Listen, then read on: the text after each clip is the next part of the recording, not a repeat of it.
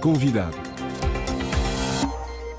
A 4 de abril de 2002, o MPLA e a UNITA, as duas formações políticas beligerantes que estiveram envolvidas desde a independência do país numa longa guerra civil que se arrastou por 27 anos, assinavam em Luena, no Mochico, os acordos que permitiam a paz aos angolanos. Fernando Macedo, professor na Universidade Lusíada de Luanda, diz que o fim da guerra foi o principal ganho para o país, porém reconhece que nestes últimos 20 anos o regime criou um sistema eleitoral autoritário. O principal ganho foi o fim da violência armada entre a UNITA e o MPLA, o governo. Por outro lado, continuamos com o problema de cabine. Do ponto de vista político, nos últimos 20 anos, o regime criou não uma democracia, mas um sistema eleitoral autoritário em que há eleições fraudulentas. Os tribunais mostram-se politicamente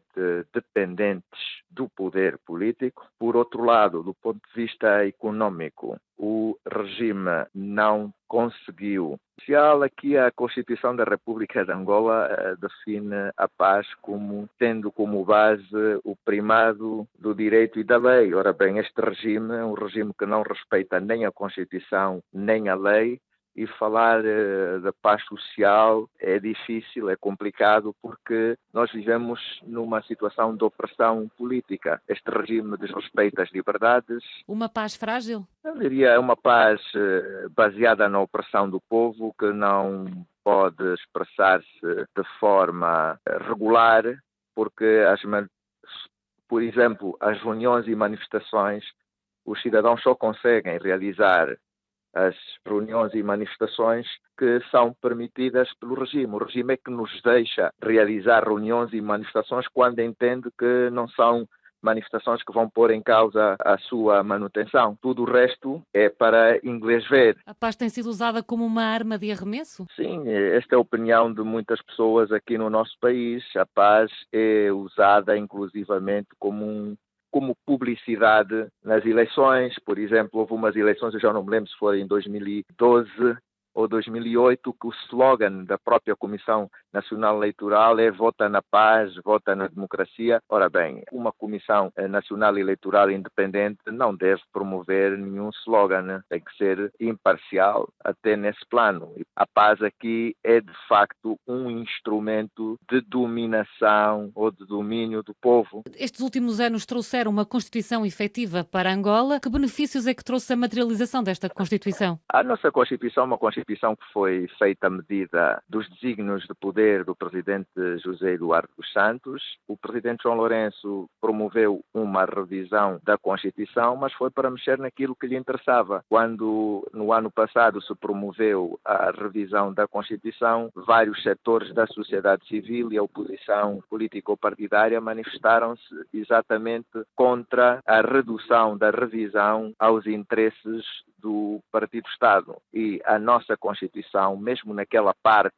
que estabelece, consagra os direitos fundamentais e outros bens constitucionais que são próprios de uma democracia, nessa parte ela não é respeitada. A nossa Constituição é mais uma Constituição nominal do que outra coisa. Tem o nome de Constituição, mas a prática política da elite que manda é contrária à própria Constituição. Em 20 anos o Estado angolano não conseguiu criar empregos, apesar do boom económico que o país viveu até 2014.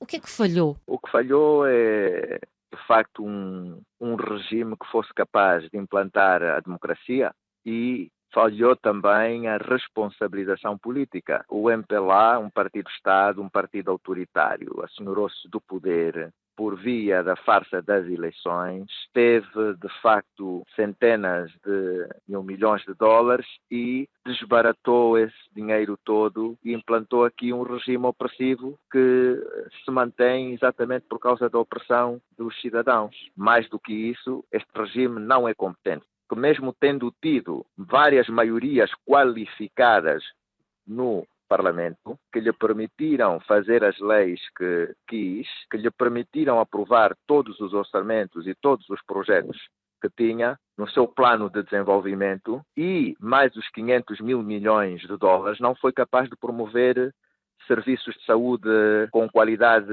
razoável, não foi capaz de promover um ensino público com o mínimo de qualidade. Neste momento nós temos greves de professores do ensino superior público, greves dos médicos, exatamente a contestar a fraca qualidade do ensino, por outro lado, apontar os erros que têm a ver com as condições indispensáveis que não são criadas para que a saúde e a educação desempenhem o seu papel no desenvolvimento.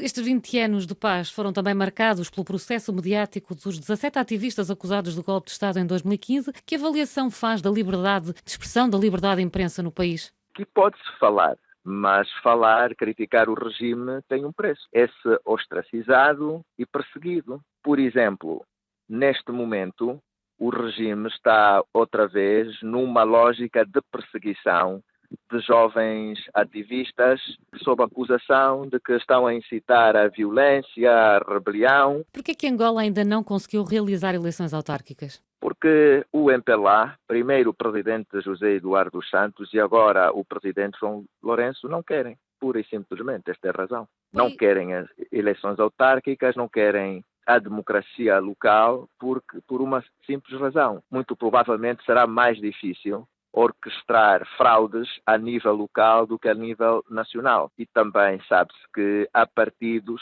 políticos angolanos na oposição que têm uma forte implantação local. E muito provavelmente a disputa nesses locais nos quais partidos da oposição têm uma forte implantação e preferência do eleitorado, o MPLA terá dificuldades em ganhar as eleições a nível local e não quer pôr em risco o seu poder centralizado e autoritário. O país realiza eleições no mês de agosto. Em que medida é que continua a haver a dicotomia no xadrez político angolano? Bem, isso pode acontecer e é natural que aconteça se houver duas forças políticas que tenham a esmagadora maioria da preferência dos eleitores. Mas o problema das eleições em Angola não é esse. O problema das eleições é que as eleições aqui são uma paródia da democracia. Há critérios padronizados na Constituição e na lei eleitoral ou nas leis eleitorais da República de Angola e também nos diplomas internacionais que regulam as eleições a que Angola aderiu, que são aqui violados de forma sistemática pelo regime. Mas só para lhe dar um exemplo, dos elementos que se consideram indispensáveis a uma democracia eleitoral são órgãos de comunicação social independentes, uma imprensa de facto livre, atuante e cumpridora do seu papel. Os órgãos mais importantes em Angola são os órgãos de comunicação social do Estado e estes órgãos estão governamentalizados, partidarizados e atuam permanentemente violando a Constituição e a lei de imprensa de Angola, fazendo campanha permanente a favor do partido Estado, não promovendo o contraditório, não dando espaço aos partidos políticos da oposição e organizações da sociedade civil autónomas que escrutinizam a ação do executivo, do poder instituído.